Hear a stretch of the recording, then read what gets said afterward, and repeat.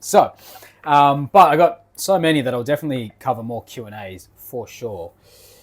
One of the ones that stood out, I actually got this from multiple people, which was short on time in the gym. What should you cut out? It's like, oh, it's a great question. It happens. I would say that this happens to most people at least once a week, if not once a fortnight. Like life's pretty busy, so knowing what to do and potentially still how to make it an effective workout is a really amazing tool to have in your toolkit for being able to manage your health and wellness. We've spoken about this a lot. But I would say this, like most people kind of, for me, the first question is actually less about what should I cut out to have an effective workout. And it's more towards the question is bringing awareness to what does success around this workout actually look like? Because the common pitfalls that I see with most people is they try to like cut out the wrong things, if I'm being honest with you. And they cut the wrong things out because they don't have a clear idea of what they actually want that workout to be and what they want to utilize it for. And if they answer that question, then they'll be able to make better choices for the actual workout structure, let's say, in the first place. So we think back to like I'm running short of time. You know, I normally do 45 minutes or 60 minutes. I'm only going to be able to get in 35, let's say. A couple of things occur. People either just don't come. I'm short on time. I'm just going to skip the gym. I'd say 9 out of 10 people that do that end up regretting it later and not getting the benefit that they wanted. And then even those who do come, they'll normally cut a warm-up. I don't need to do that today. They'll definitely cut their cool down. The amount of times I'll do it at home. I hear that a lot, which is good. And then they try to cram what was a 45-minute workout or a 60-minute workout into 2/3 of that time or half of that time. And normally they'll just have 0 rest breaks. They'll kind of just be trying to get the workout done in terms of rep completion and tick off the sets and the weights, just to say they've completed it, more than actually thinking about what is actually going on in the workout. Now, most of this will, not doing your warm-up, that's probably the biggest mistake I reckon most people could make. No matter how short a workout time I've got, I'll do at least 60 seconds.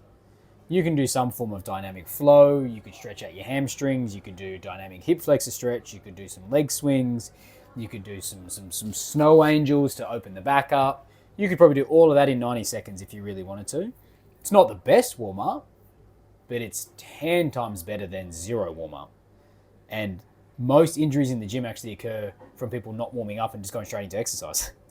I've done it, regretfully. I've done it more than once, unfortunately. And you're just not warmed up. Your nervous system's not warmed up. Your ligaments aren't warmed up. Your tendons aren't warmed up. Your joints just aren't warmed up. And that's when things go the most. Same with skipping the cool down. Most people are going to the gym and like either for mental health purposes or some form of like body composition movement-based goal. And the best way to get the benefit from that is actually to start the cool down process, because the workout is just the catalyst. And I've said this a lot. The catalyst for change comes from the exercise that we do. The result that we're after comes through the recovery process.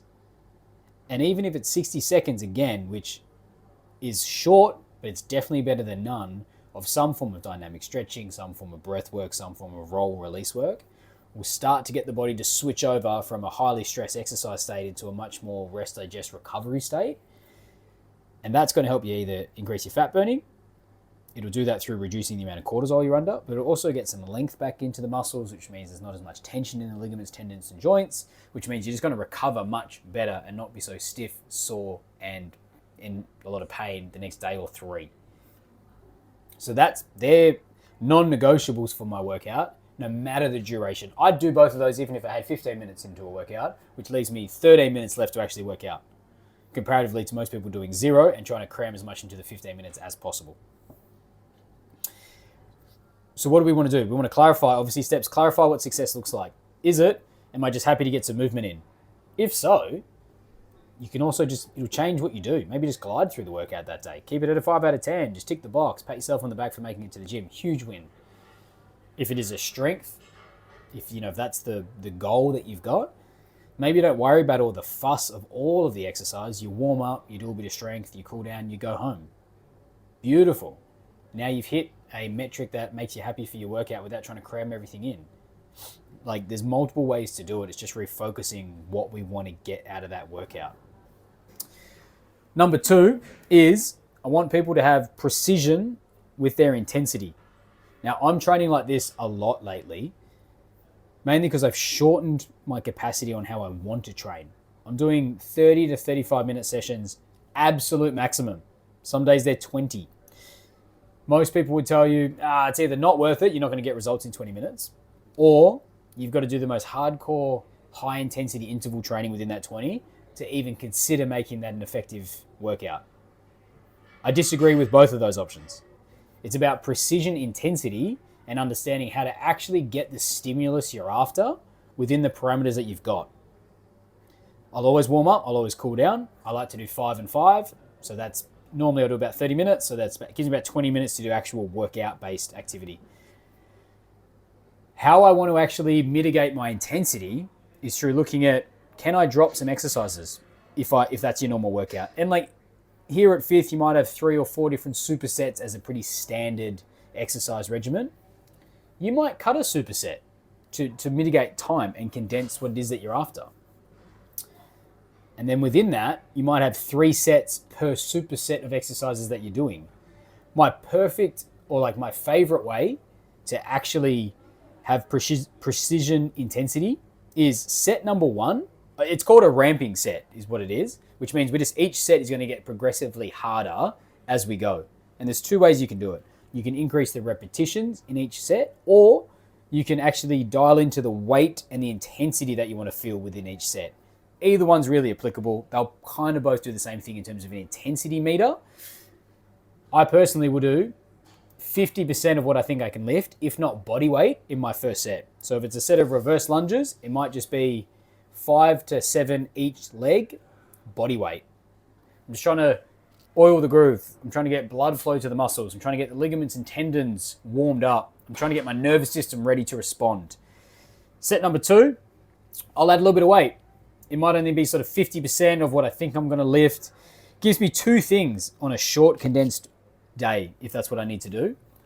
It allows me to warm up further, which is amazing. It's also going to tick the frequency box, which is, it'll be about a 5 out of 10, 6 out of 10 in terms of weight or intensity.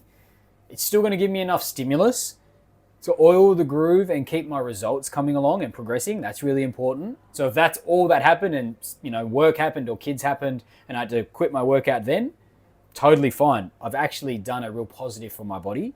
The third thing it actually allows me to do is it allows me to focus in to be like, how am I performing today? Am I exhausted? Am I already tired? Am I already at like a 9 out of 10 fatigue level from very little work? Or am I getting aches, pains, niggles? Am I stiff? Am I sore? And are these exercises not feeling as great as I'd like them to feel?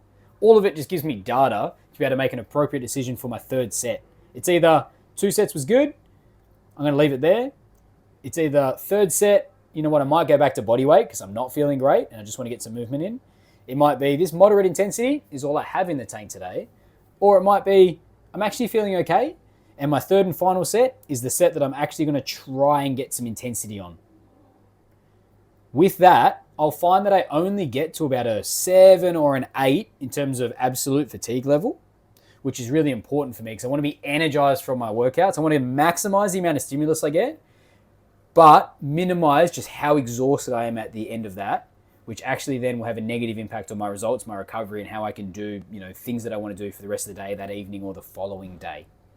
And that 3 set ramping process is my favorite way for me to be able to get awareness on my body and be able to get the results I'm after without disregarding my recovery.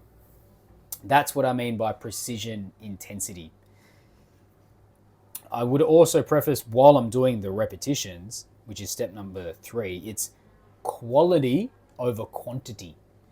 Most people in a short period they'll just put as much quantity as they can. Sets, reps, Low rest periods, lots of weight to get a stimulus and a lactic burn rather than just focusing on the quality of the movement, which is where all the stimulus comes from anyway. And if I really wanted to get a small huff and a puff from my workout, if I had 2 supersets, I might just combine them into a 4 exercise circuit instead, which would be exercise 1, 15 to 30 seconds rest. Exercise 2, 15 to 30 seconds rest. Exercise 3, same rest period. Exercise 4, and then I might take 60 to 90 seconds at the end, which is going to increase volume and intensity, but not at the expense of my recovery. Any takeaways from that, Jeffrey? I think what you said about if you don't have the time to finish your workout, that's okay, and just to focus on the quality rather than the quantity. Because I used to, if I didn't have enough time, I'd just be like, wouldn't even go. But lately I've been more, well, I'll go if I can only do 75% of my workout and drop the last 25%. At least I've still got some in rather than none. That's good advice. And that's a, as you've said, most people just won't come to the gym if they're short on time. And it's actually so contrary to actually getting the benefit that you're after. Like, I think people are way too hard on themselves, and I've talked to you about this a lot. Any movement is better than no movement. Any movement ticks the habit box. Any movement means that you're getting momentum. So I would celebrate that more than anything, especially under time circumstances, which makes things difficult. Then, whatever that is, we can obviously improve upon that. But yeah, as long as people are coming in, I'm wrapped.